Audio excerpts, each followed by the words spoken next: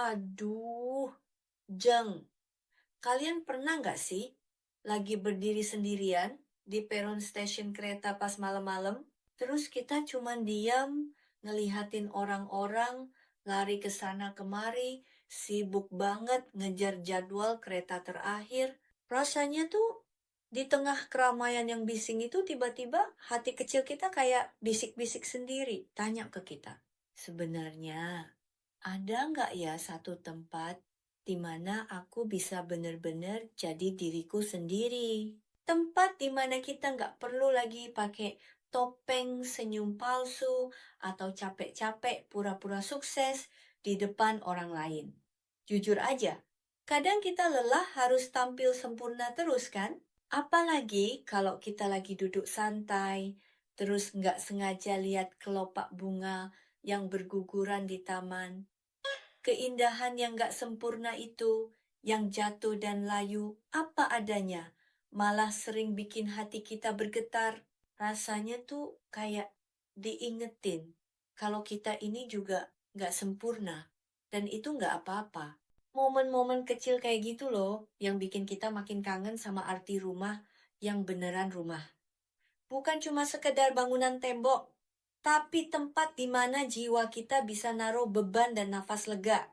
Sekarang ini kan lagi ramai banget ya Jeng istilah anak muda soal pengen menghilang atau dikit-dikit bilang mau self-healing. Ya, gimana enggak? Kita semua emang saking capeknya sama tuntutan dan ekspektasi yang gak ada habisnya.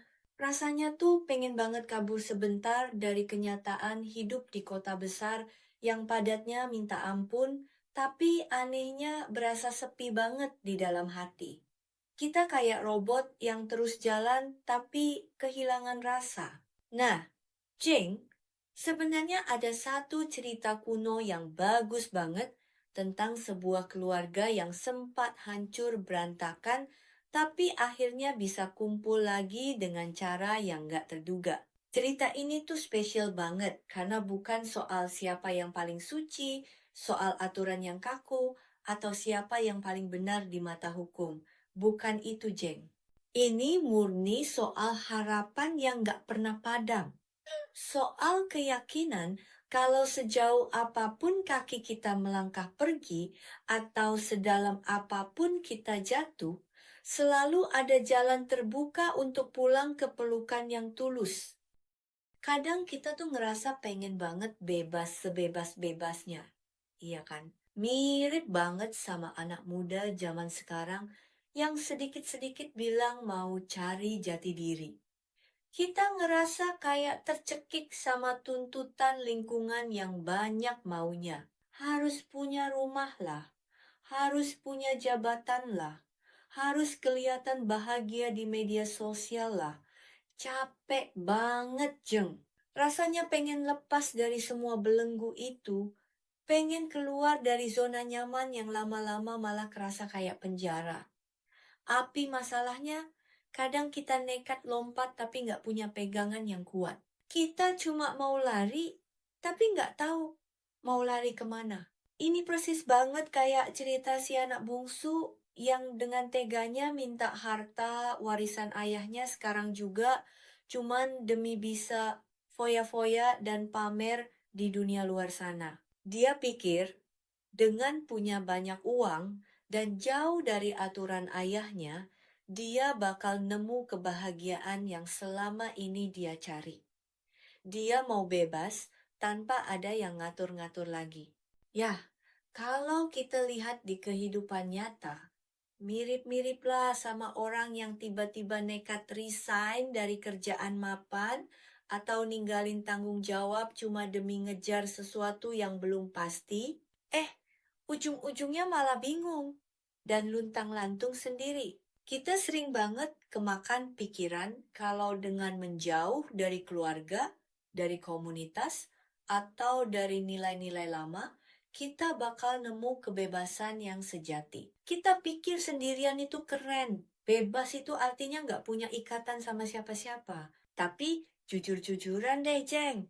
Apa yang sering kita kejar atas nama kebebasan itu malah seringnya bikin kita makin merasa terombang-ambing di tengah laut. Bener nggak? Bukannya makin tenang, malah makin cemas. Pernah nggak sih kalian ngerasa gitu? Sudah capek-capek berjuang, sudah kejar mimpi setinggi langit sampai kaki jadi kepala dan kepala jadi kaki. Tapi pas sudah sampai di puncak, kok rasanya malah hampa banget? Kita berdiri di atas sana, tapi ngerasa sendirian banget dan gak ada satupun orang yang bener-bener kenal siapa kita yang asli. Ternyata, kebebasan tanpa akar itu cuma bikin kita makin kesepian. Nah, di saat si anak bungsu ini sudah habis-habisan, sampai-sampai harus makan bareng ternak, disitulah dia sadar. Di budaya kita, gagal itu kan rasanya memalukan banget ya. Kayak ada coretan hitam di muka. Tapi kalau dipikir-pikir, kegagalan itu sebenarnya kayak seni keramik yang retak tapi disambung lagi pakai emas. Namanya kintsugi. Retakannya itu malah bikin dia jadi lebih cantik dan berharga karena ada sejarahnya. Ingat nggak waktu kejadian bencana alam dulu? Banyak orang kehilangan segalanya. Tapi justru di titik paling rendah itu, mereka sadar apa yang paling penting. Bukan harta, tapi hubungan antar manusia. Si anak bungsu ini juga gitu. Pas dia sudah nggak punya apa-apa, dia ingat kebaikan di rumah ayahnya. Kadang, momen paling pahit dalam hidup kita justru jadi kompas yang nunjukin jalan pulang. Coba diingat-ingat, pas Jeng lagi susah banget dulu, memori kecil apa sih yang bikin Jeng kuat lagi? Pasti ada kan? Satu kenangan tentang kasih sayang yang bikin kita pengen bangkit. Yang paling bikin hati aku terenyuh tuh pas bagian si anak pulang. Dia sudah siapin pidato panjang buat minta maaf. Sudah siap dihina. Tapi apa yang terjadi? Ayahnya malah lari dan langsung peluk dia. Padahal dia masih bau dan kotor. Ini nih yang namanya kasih sejati. Ayahnya gak nunggu dia mandi dulu atau jadi orang sukses dulu baru diterima. Kita sering takut kan ya? Aduh, nanti kalau aku cerita masalahku malah jadi beban buat orang lain. Kita pikir kita harus beresin semua masalah kita dulu baru boleh minta bantuan. Tapi ternyata hubungan yang tulus itu justru tumbuh dari keberanian buat jujur kalau kita lagi nggak baik-baik saja. Kayak tradisi mudik atau obon, di mana lampu-lampu lentera itu dipasang buat nuntun kita pulang tanpa banyak syarat. Bayangin deh, gimana rasanya kalau hubungan kita sama pasangan atau anak-anak itu dasarnya adalah penerimaan dulu baru perbaikan. Dunia pasti kerasa lebih adem, ya. Tapi tunggu dulu, ada satu tokoh lagi, si anak sulung. Ini nih tipe kita banget yang selalu rajin, taat aturan, dan kerja keras. Tapi sayangnya, hatinya pahit. Dia merasa sudah melakukan semuanya dengan benar, tapi kok rasanya nggak ada bahagianya? Hidupnya itu kayak kereta cepat yang selalu tepat waktu, tapi capek karena cuma ngejar jadwal. Kadang kita terjebak di sini, Jeng. Kita merasa harga diri kita itu cuma dihitung dari prestasi atau seberapa rajin kita melayani orang lain. Sampai-sampai kita lupa caranya bersyukur dan ikut seneng buat orang lain. Kita ngerasa nggak dianggap padahal sudah kasih semuanya. Pernah ngerasa gitu? Nah, mungkin sudah saatnya kita berhenti sejenak dan sadar kalau kasih sayang itu nggak selalu soal upah dari kerja keras kita. Kita berharga bukan karena apa yang kita lakukan, tapi karena siapa kita. Jadi, apa sih sebenarnya pulang itu? Di zaman media sosial, yang bikin kita merasa harus selalu tampil sempurna, punya tempat di mana kita bisa lepas topeng itu adalah harta karun. Punya ikigai atau tujuan hidup, itu bukan cuma soal sukses karier, tapi soal membangun hubungan yang tahan banting bahkan saat kita gagal.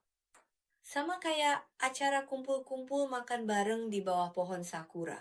Biarpun cuacanya mendung atau anginnya kencang, kalau kita bareng orang-orang yang tepat, momen itu tetap jadi indah. Yuk, kita mulai dari diri sendiri. Gimana kalau minggu ini kita coba buat ruang yang lebih hangat buat orang di sekitar kita? Mungkin dengan dengerin curhatan teman tanpa menghakimi, atau jujur bilang kalau kita lagi capek. Membuka pintu hati sedikit lebih lebar itu sudah langkah yang luar biasa loh. Kesimpulannya nih, Jeng, cerita ini ngajatin kita. Kalau rasa memiliki itu nggak perlu dibeli pakai kesempurnaan. Kayak lentera di tengah kabut, ada kasih yang selalu nunggu kita buat pulang. Kasih itu nggak bakal berubah cuma karena kita pernah salah jalan. Menyadari kalau kita disayangi apa adanya, itu adalah awal dari kehidupan yang lebih bermakna. Ngomong-ngomong soal pulang dan diterima apa adanya, aku jadi kepikiran sesuatu. Kita sering cari penerimaan dari manusia, tapi manusia kan bisa berubah ya. Sebenarnya, ada satu pribadi yang kasihnya itu jauh lebih besar dan stabil dari siapapun di dunia ini. Dia yang menciptakan kita dan sangat kenal sama isi hati kita yang paling dalam. Kalau Jeng merasa lelah dengan semua tuntutan hidup ini, mungkin ini saatnya buat bicara langsung sama dia. Dia nggak nunggu Jeng jadi orang suci dulu kok, buat mau dengerin. Kalau Jeng mau coba buka hati dan kasih, dia kesempatan buat pegang kendali hidup. Jeng, coba deh bisikan satu kalimat sederhana ini dari hati yang paling jujur. Tuhan, kalau Engkau memang nyata, tunjukkanlah dirimu padaku. Beberapa orang menganggap Tuhan seperti seorang teman yang bijaksana yang berjalan bersama mereka dalam kehidupan, membawa harapan seperti bunga sakura pertama di musim semi. Maukah Anda berbicara dengan Tuhan bersama saya hari ini, seperti berbicara dengan seorang teman? Tuhan Yesus, saya mengakui dosa-dosa saya dan mencari pengampunan-Mu.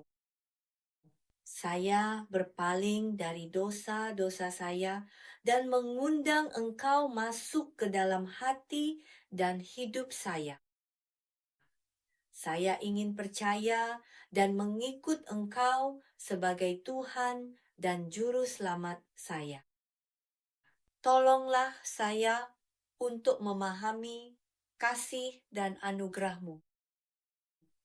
Saya membutuhkan bimbingan untuk benar-benar mengubah hati saya dan memperbaharui pikiran saya.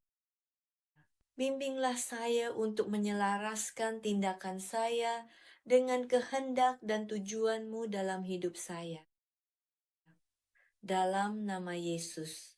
Amin.